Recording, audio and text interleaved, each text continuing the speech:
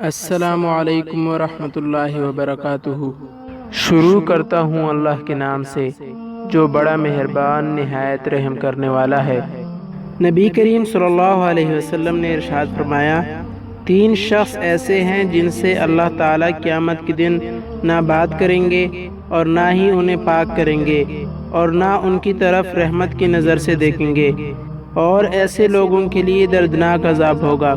ان میں سے پہلا بوڑھا زانی، یعنی کہ عمر کے انتہا میں بھی زنا کرے۔ دوسرا جھوٹا حکمران، یا وہ شخص جو اللہ تعالیٰ کی جھوٹی قسم کھا کر اپنی چیزیں فروخت کرتا ہے۔ تیسرا متکبر فقیر، یعنی وہ شخص جو غریبی میں بھی تکبر کرے۔